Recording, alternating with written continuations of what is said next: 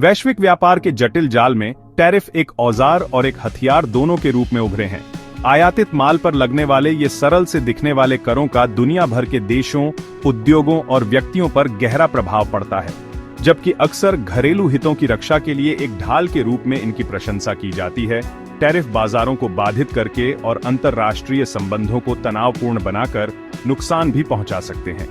यह निबंध अमेरिकी टैरिफ के बहुआयामी प्रभाव पर प्रकाश डालता है, उनके इच्छित उद्देश्यों, अनपेक्षित परिणामों और वैश्विक व्यापार के लिए उनके द्वारा लाए जाने वाले अनिश्चित भविष्य की खोज करता है। हलचल भरे कारखानों से लेकर शांत खेतों तक टैरिफ के दूरगामी प्रभाव महसूस किए जाते हैं। एक टैरिफ युद्ध का प्रमुख उदाहरण यूएस चीन व्यापार युद्ध ने वैश्विक आपूर्ति श्रृंखलाओं को उलट दिया है, मूल्य वृद्धि को बढ़ावा दिया है और व्यवसायों और उपभोक्ताओं को अनिश्चितता से जूझने के लिए छोड़ दिया है। यह निबंध इस व्यापार संघर्ष की पेचीदगियों, इसकी उत्पत्ति, विशिष्ट उद्योगों पर इसके प्रभाव और दुनिया भर में महसूस किए गए इसके दूरगामी परिणामों की जांच करता है।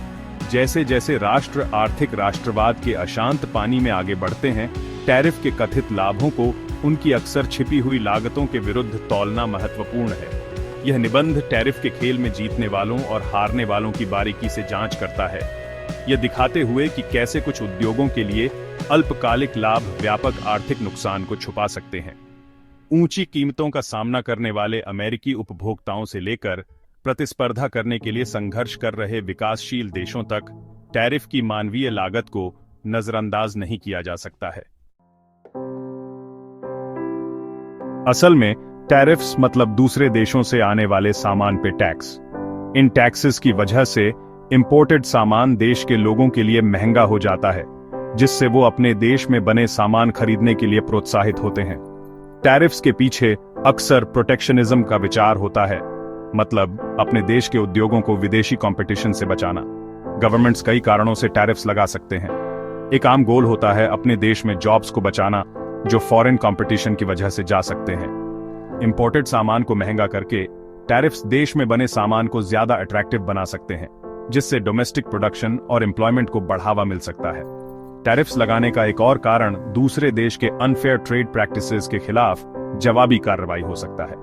उदाहरण के लिए, अगर किसी देश को लगता है कि कोई दूसरा देश ट्रेड एडवांटेज हासिल करने के लिए अपने एक्सपोर्ट्स को गलत तरीके से सब्सिडी दे रहा है या करेंसी में हेरफेर कर रहा है, तो वो दूसरे देश पर अपनी पॉलिसीज बदलने का दबाव बनाने के लिए टैरिफ्स लगा सकता है। हालांकि ये समझना जरूरी है कि टैरिफ्स के नुकसान भी होते हैं। कुछ इंडस्ट्रीज या सेक्टर्स को शॉर्ट टर्म में फायदा हो सकता है, लेकिन कंज्यूमर्स को अक्सर गुड्स और सर्विसेज के हायर प्राइसेस का बोझ उठाना पड़ता है। इसके अलावा टैरिफ्स की वजह से दूसरे देशों से जवाबी कार्रवाई हो सकती है, जिससे ट्रेड वॉर्स शुरू हो सकते हैं, जो सभी इन्वॉल्व्ड पार्टीज को नुकसान पहुंचाते हैं।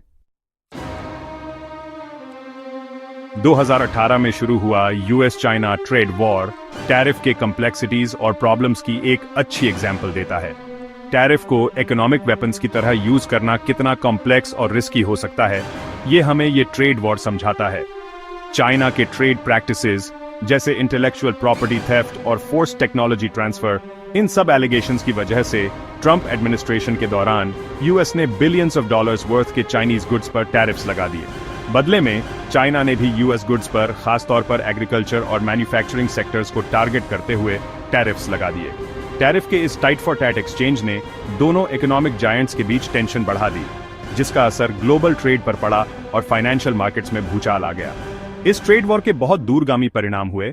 ग्लोबल सप्लाई चेन्स डिसरप्ट हो गईं और पैसिफिक के दोनों तरफ बिजनेसेस और कंज्यूमर्स के लिए कॉस्ट बढ़ गई। हालांकि बाइडेन एडमिनिस्ट्रेशन ने ट्रंप एरा में लगाए गए कई टैरिफ्स को रखा है, लेकिन उन्होंने अंडरलाइंग ट्रेड इश्यूज को एड्रेस करने के लिए चाइना के साथ बातचीत भी की है। फिर भी ट्रेड वॉर का साया बना हुआ है। ये दिखाता है कि कैसे टैरिफ्स महंगे और लंबे ट्रेड डिस्प्यूट्स को ट्रिगर कर सकते हैं। यूएस चाइना ट्रेड वॉर साफ दिखाता है कि टैरिफ कैसे कुछ इंडस्ट्रीज को बहुत नुकसान पहुंचा सकते हैं।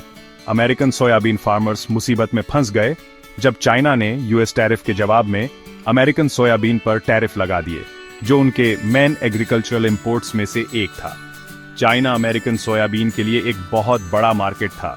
वे इसे ज्यादातर जानवरों का चारा बनाने के लिए इस्तेमाल करते थे, लेकिन टैरिफ की वजह से अमेरिकन सोयाबीन चाइनीज मार्केट में महंगे हो गए। जिससे एक्सपोर्ट्स में काफी गिरावट आई। इससे अमेरिकन सोयाबीन फार्मर्स को बहुत बड़ा झटका लगा, जिनकी इनकम कम हो गई क्योंकि उनका सबसे बड़ा एक्सपोर्ट मार्केट सिकुड़ गया। हालांकि कुछ अमेरिकन फार्मर्स को अपने सोयाबीन के लिए दूसरे मार्केट मिल गए, लेकिन चाइनीज मार्केट के नुकसान ने एक बड़ा सरप्लस छोड़ दिया, जिससे कीमतें गिर गईं।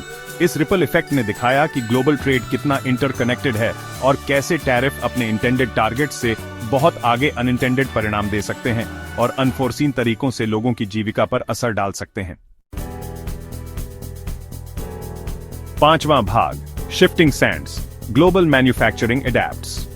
यूएस चाइना ट्रेड वॉर और टैरिफ की वजह से ग्लोबल मैन्युफैक्चरिंग में बदलाव की लहर दौड़ गई, क्योंकि कंपनियां बढ़ी हुई लागत और व्यापारिक बाधाओं के असर को कम करने की कोशिश कर रही थीं।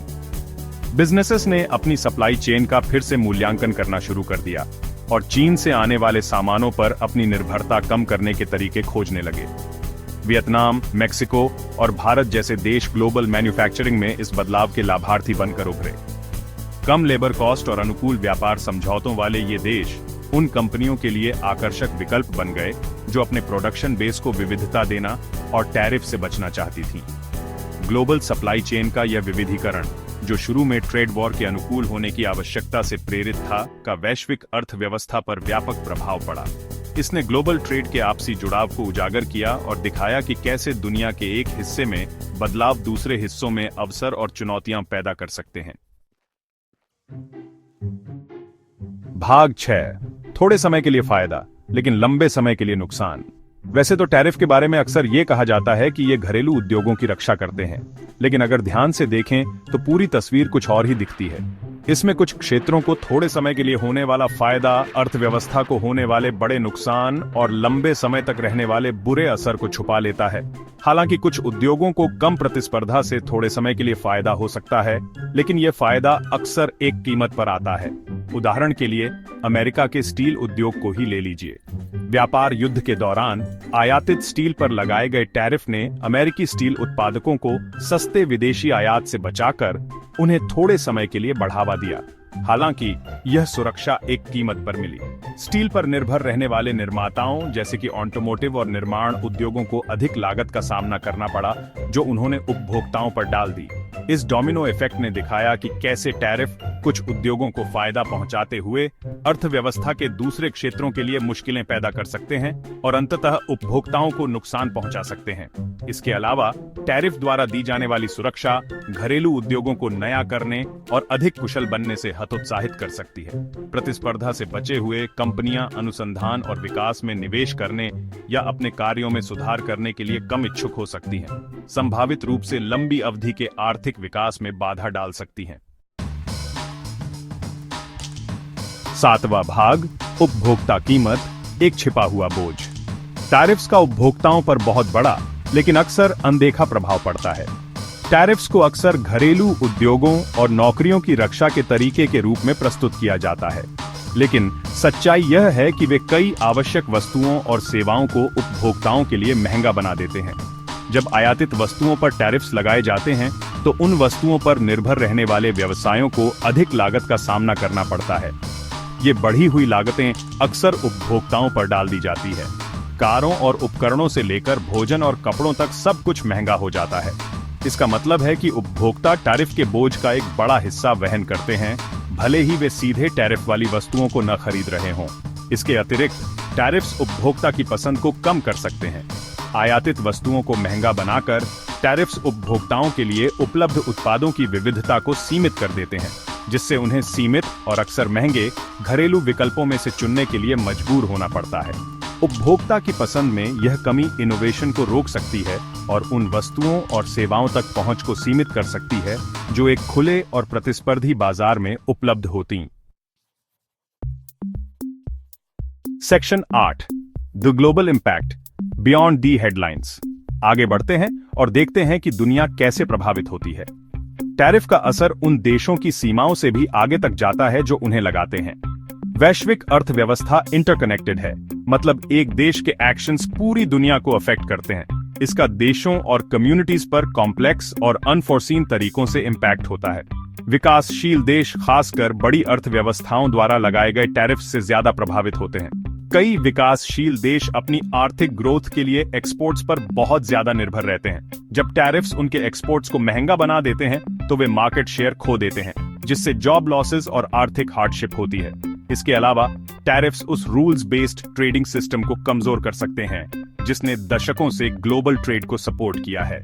जब देश अपने इकोनॉमिक इंटरेस्ट्स के लिए टैरिफ्स का इस्तेमाल करते हैं तो यह देशों के बीच ट्रस्ट और कोऑपरेशन को कम कर सकता है, जिससे फ्रैगमेंटेड और less predictable global trading environment बनता है। भाग 9, आगे चलकर टैरिफ का क्या होगा? A balancing act. जैसे जैसे हम ग्लोबल ट्रेड के भविष्य को देखते हैं, टैरिफ्स एक गर्मा गर्म मुद्दा बना रहेगा। हालांकि ये डोमेस्टिक इंडस्ट्रीज को प्रोटेक्ट करने और ट्रेड इम्बैलेंसेस को एड्रेस करने का एक तरीका हो सकते हैं। मार्केट्स को डिसरप्ट करने, रिलेशनशिप्स में तनाव लाने और कंज्यूमर्स को नुकसान पहुंचाने की उनकी पोटेंशियल को नजरअंदाज नहीं किया जा सकता। डोमेस्टिक इंटरेस्ट को प्रोटेक्ट करने और एक फ्री और ओपन ग्लोबल ट्रेडिंग सिस्टम को प्रमोट करने के बीच सही बैलेंस ढूंढना एक मुश्किल काम है। इसके लिए टैरिफ्स के पोटेंशियल कॉस्ट्स और बेनिफिट्स पर ध्यान से विचार करने की जरूरत है। साथ ही नेशंस के बीच बातचीत और कोऑपरेशन की कमिटमेंट भी जरूरी है। टैरिफ वॉर्स का सहारा लेने के बजाय देशों को बातचीत और डिप्लोमेसी के जरिए ट्रेड डिस्प्यूट्स को सुलझाने की कोशिश करनी चाहिए। रूल्स बेस्ड ट्रेडिंग सिस्टम को मजबूत बनाना, सभी देशों के लिए एक लेवल प्लेइंग फील्ड इंश्योर करना और फेयर ट्रेड प्रैक्टिसेस को बढ़ावा देना एक ज्यादा स्टेबल और प्रॉस्परस ग्लोबल इकोनॉमी को फॉस्टर करने के लिए जरूरी है।